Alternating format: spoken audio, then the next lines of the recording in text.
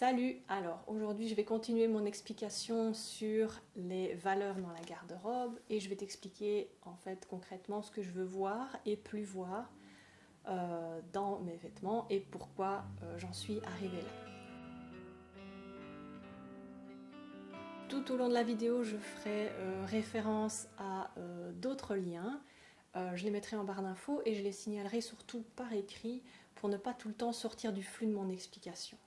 Tout d'abord, et pour bien comprendre ce que je veux dire ici, c'est que mon but n'est pas de trouver un style qui pourrait nous correspondre, mais bien d'exprimer notre persona, ce que nous sommes à travers ce que nous portons.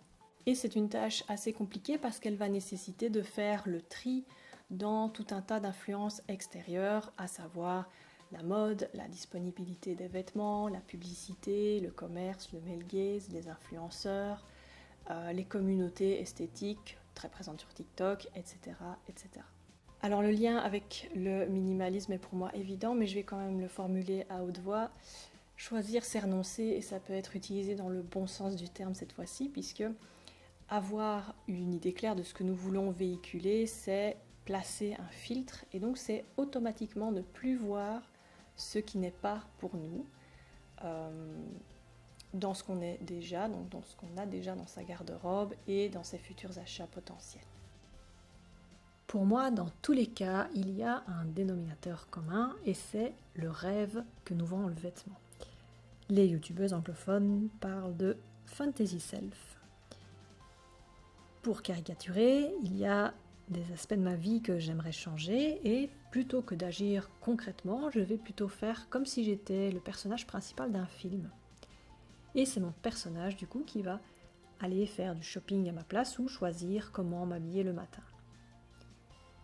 J'ai envie d'être une de ces meufs sophistiquées sur le catwalk, et je vais choisir les dernières tendances très pointues. Ou bien je veux être prise au sérieux, donc comme les working girls, je vais plutôt porter des blazers. Ou alors, à l'inverse, j'aimerais être une héroïne de Jane Austen, du coup je vais m'habiller plutôt cottagecore. C'est pas plus compliqué et j'aimerais dire tout de même que c'est un point de vue défendable si, à nouveau, on agit en toute connaissance de cause et si ça sert de tremplin. Si on arrive à nos fins par ce biais, pourquoi pas.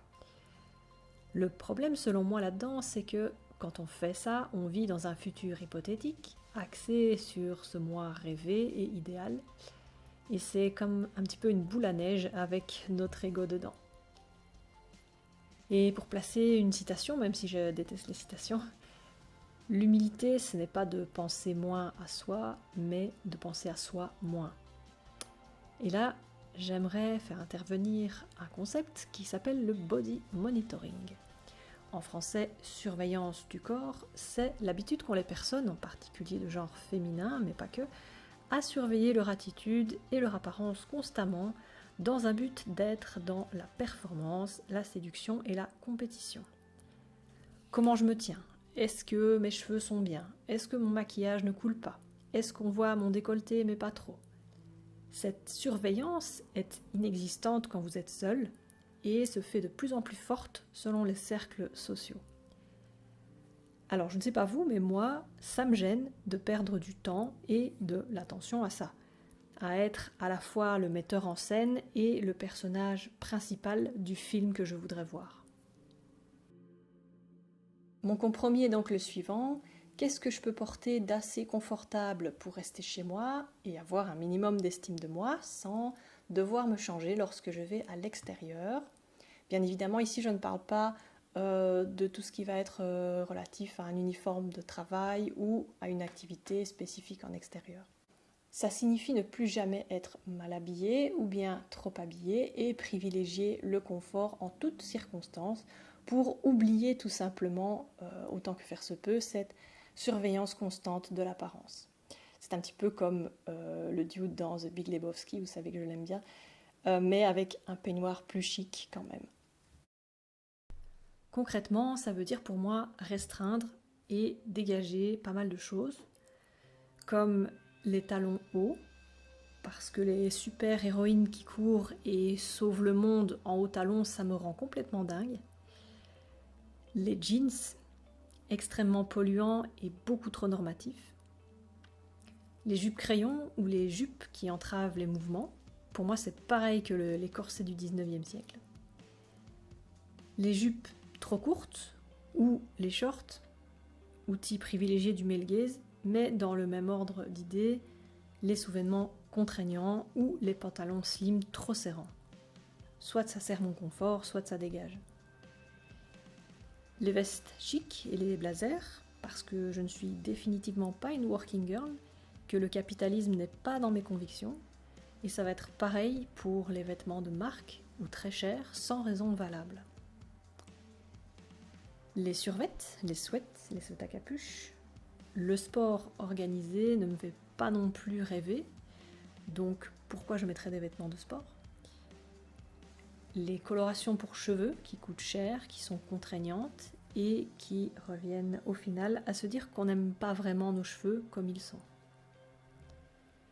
Je rappelle qu'ici je parle de mon point de vue, n'hésitez pas à exprimer le vôtre dans les commentaires. Il y a aussi des choses que je mets en balance, que j'utilise toujours mais pour lesquelles je me questionne encore.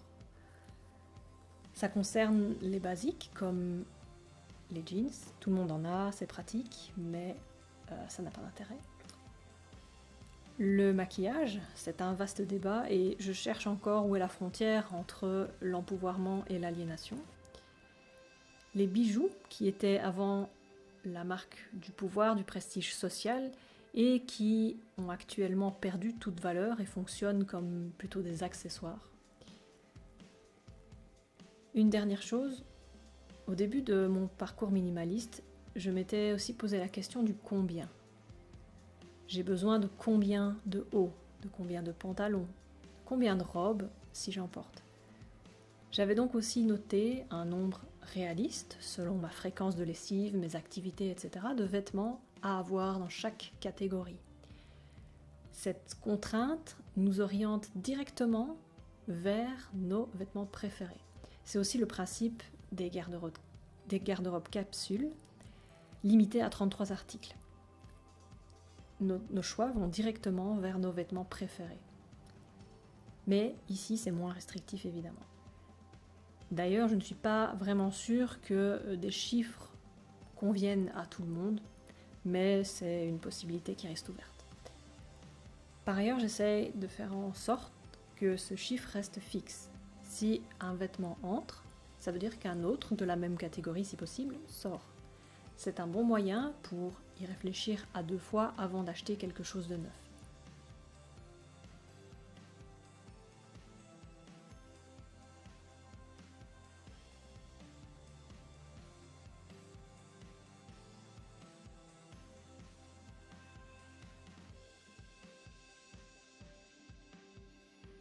Voilà pour cette partie, on y voit déjà un peu plus clair.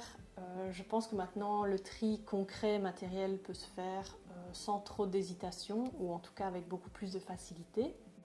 J'aurai sans doute d'autres choses à dire sur le sujet des fringues et de la garde-robe, mais la fois prochaine, j'aimerais surtout qu'on revienne aux basiques de la chaîne, c'est-à-dire faire du tri dans le matériel artistique.